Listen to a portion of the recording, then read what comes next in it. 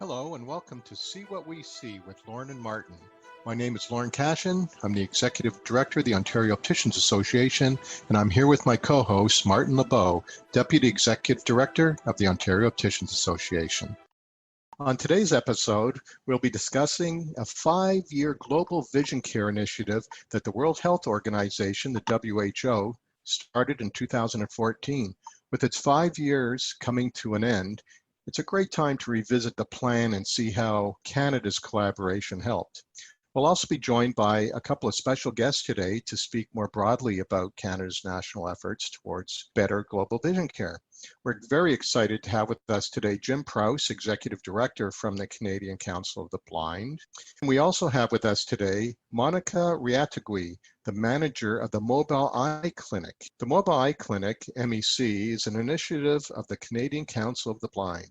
Jim and Monica are here to share additional perspectives on this important topic during May, which is Vision Month. Martin, why don't you tell us a little bit about the WHO plan? In 2013, the World Health Organization commissioned a team to develop a 5-year strategic plan from 2014 to 2019. That plan would outline what can be done to improve visual impairment worldwide. Worldwide right now, there's 2.2 billion people that have some type of visual impairment. And out of those 2.2 billion people, 1 billion are preventable or just not has been addressed yet. I mean, some of the cause is are mild to severe distance vision impairment due to unaddressed refractive errors, as well near vision impairment due to presbyopia. A lot of these people are over 50 years old. So when you think the leading cause of visual impairment worldwide is uncorrected refractive errors and some cataracts, for us to sit here, we're like, well, this is so easy to fix. How can that not be fixed everywhere? That's why the WHO stated that comprehensive eye care services need to become an integral part of primary healthcare and healthcare systems delivery. I mean, this is something opticians and other eye care professionals have been advocating for years now. Maybe it's time to bring our special guest, Lauren. Could you introduce them to us? Great, thanks, Martin. That was great. Hi, Jim and Monica, and thanks so much for taking time out of your busy day to come speak with us. So I'd like to spend a few minutes with you talking about how you think Canada has fared in acting on the WHO plan. But first, why don't you tell us a little about yourselves and what you do? Jim, why don't you go first, and then we'll hear from Monica. So Jim, what do you do? Well, I'm the Executive Director of the Canadian Council of the Blind. And the background note, all our directors, other than myself, are the board of directors, are legally blind and are vision loss. So they provide the direction for the organization. And as you can understand, eye health and eye care is definitely a priority of theirs. And one of the other things that they're very interested in is protecting sight for people that have sight now. And they truly value any sight that they may have left. So it's very important to them. So we have a combination of programs, including our mobile eye clinic, which we'll get into in a minute. We've done a lot of work in advocacy for the best eye care. Our president, Louise Gillis, has been very active with ophthalmology and optometrists and association and ministers of health across Canada to promote the best eye care drugs and treatment for the public. And we work with other partners. Along with this, we have a group of people with vision loss that have a program called GTT, Getting Together with Technology. So with that, they all have vision loss or are legally blind, and they help other people in the community learn how to use technology like Zoom, and it's very popular, iPads and various things on how they can improve their lives. And they do training for computers, for work, and other things like that. Now, we just completed a survey of the community on how they're affected by COVID-19. And we put together a report on that, which I mentioned we'll send you. And it's quite extensive, and it brings up the concerns of the vision loss community as far as how to operate and the concerns due to the virus. I guess that gives you a good overview. Great, thanks, Jim. That's great. And the get together with technology, I guess, is really relevant right now with a lot more people working from home. And Yes. I'm looking forward to read your survey and see how Okay. people are being affected. So Monica, tell us about the Mobile Eye Clinic and what you do and how the clinic works. Okay, I'm in charge of the Mobile Eye Clinic, and we started the program in 2004. We bring a registered optometrist to the schools and seniors' homes to provide a comprehensive eye examination. And after that, if glasses are required, we issue a letter so people can get glasses for free. And yeah, if there is any problem and if they need, the patient needs further assistance or has any question, they can contact us, and the optometrist who saw the patient can actually contact them and do the follow-up. So there is a continuity of care if anything happened. Well, that's great. What a great program.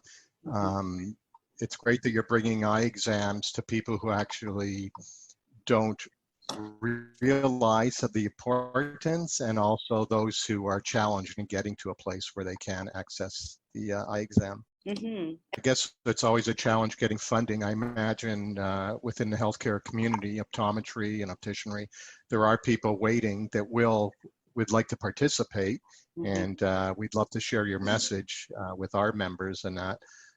So I just want to ask you, it's a pilot project, I assume, and it's in Eastern Ontario, I think. Still a pilot, yes. So where would you be going next? There's a whole country that needs us.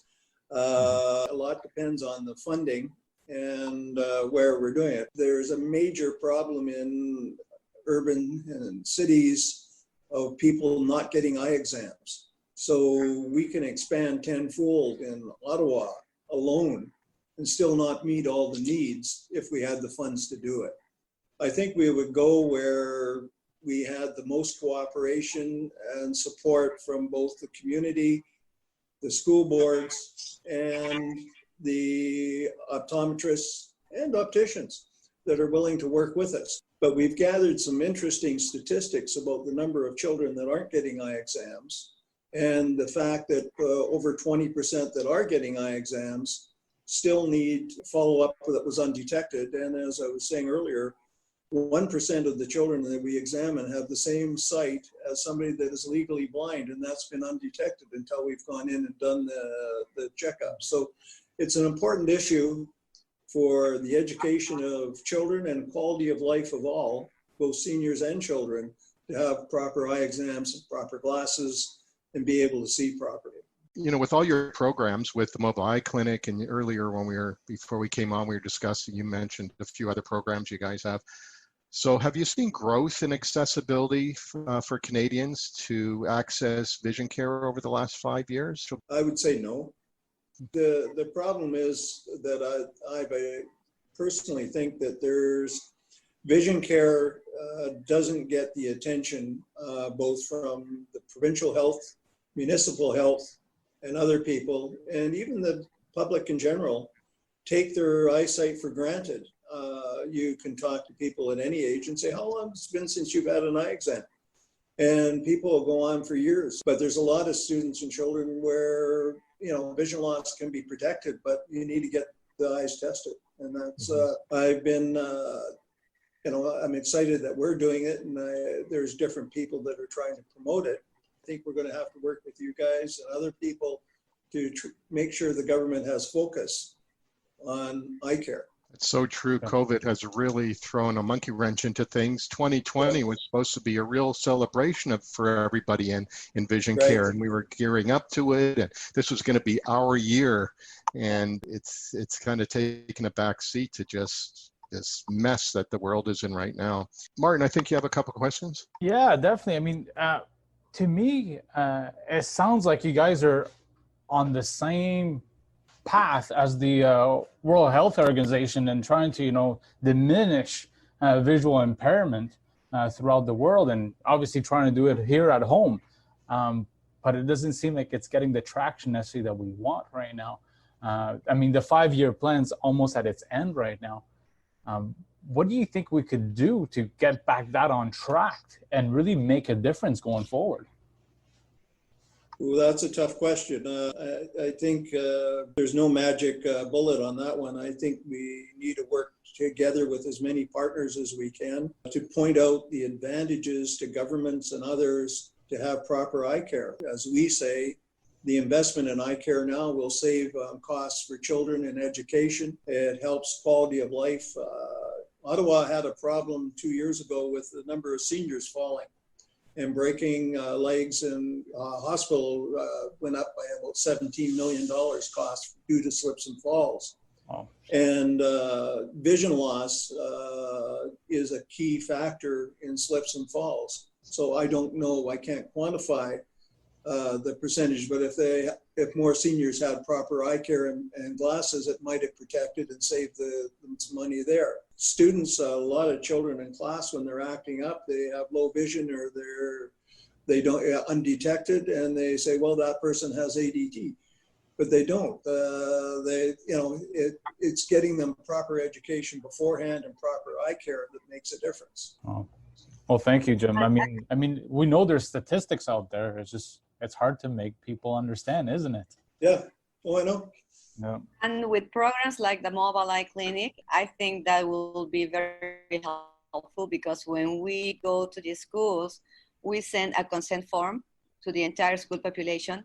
And in that consent forms, we explain everything about having an eye exam that is covered by OHIP, at least in Ontario, that is covered by OHIP, and kids should have an eye examination once a year at least, same for seniors.